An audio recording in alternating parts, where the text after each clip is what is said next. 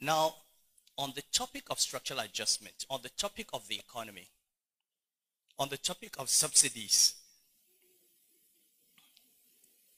you know, it's extremely interesting as an economist listening to lawyers and engineers discuss the economy. You know, extremely, beautiful analysis.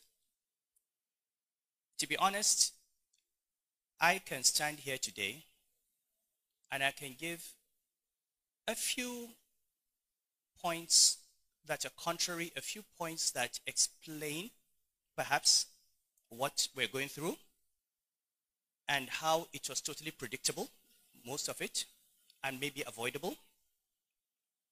But I'm not going to do that. I've chosen not to speak about the economy and the reforms or to even explain anything because if I explain, it would help this government, and I don't want to help the government. I don't want to help this government.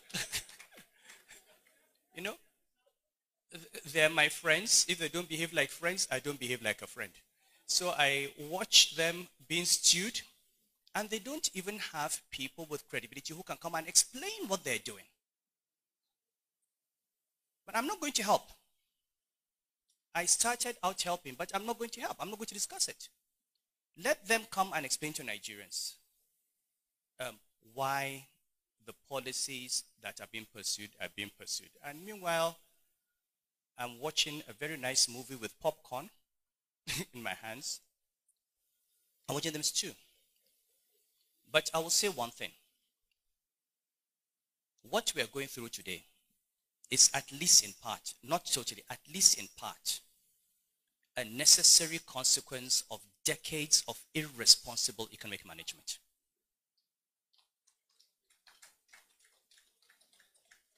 You know, people were told decades ago, if you continue along this path, this is where you're going to end up.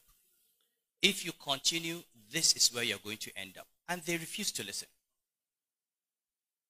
Now, is everything being done today correct? No. But like I said, when I'm ready to talk about the economy, I probably will. For now, I'm here to honor Chief Gani Fawehinmi. I'm here to remind us all about what he stood for, to ask us, to appeal to us, to plead with us, to go back, like I said recently, to that distinction between who we are and what we are. Who you are those things that Gani was. They're about your values, what you can control, what you are. You're a northerner, you're a southerner, you are rich, you are poor, you are a president, you are an emir. It's what you are. You have two lawyers. One is an honest lawyer with integrity, the other is a thief. Whether that is who he is. You have two governors or two senators or two emirs. At the end of the day, if you're a thief, you're a thief. Whether you're Yoruba or Igbo or Hausa or Muslim or Christian or a lawyer, a thief is a thief. That is who you are. If you're an honest person, if you have integrity, if you have courage, if you have self-discipline, it doesn't matter whether you have money or don't have money, whether you have a position or don't have a position, that is who you are. Can we please go back as a country to asking ourselves that question, who am I truly?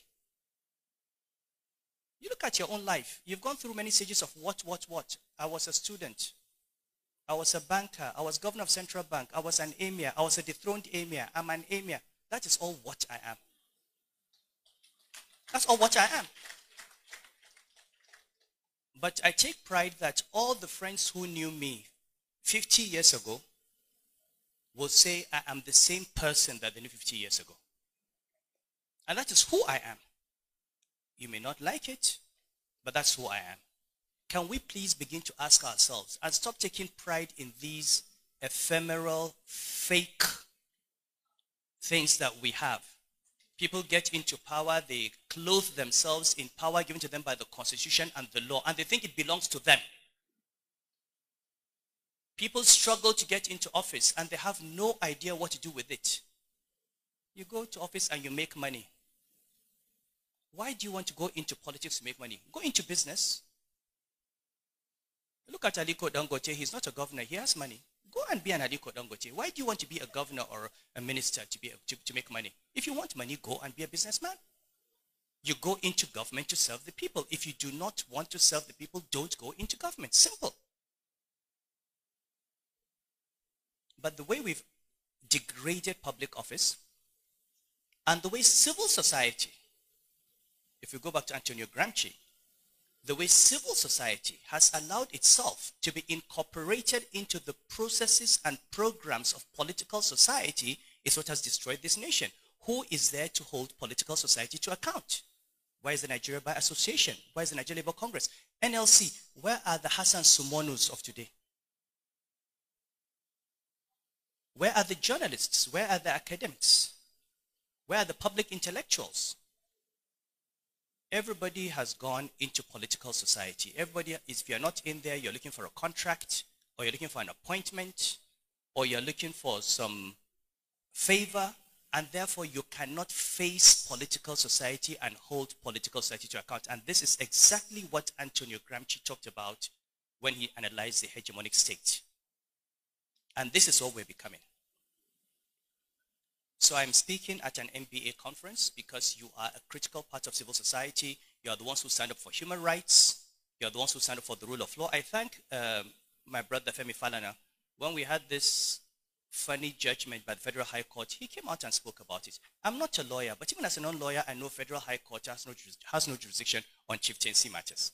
So I can't believe that the lawyers who took the case didn't know. I can't believe that the judge who ruled didn't know. They all knew. The judgment of the Court of Appeal was what everyone expected. But for 8 months, we have had a perverse judgment driven by politics. And these are the kinds of things that we need to stand up to, or to stand up against. Finally, I would like us to please pray for our country, because we do need a prayer.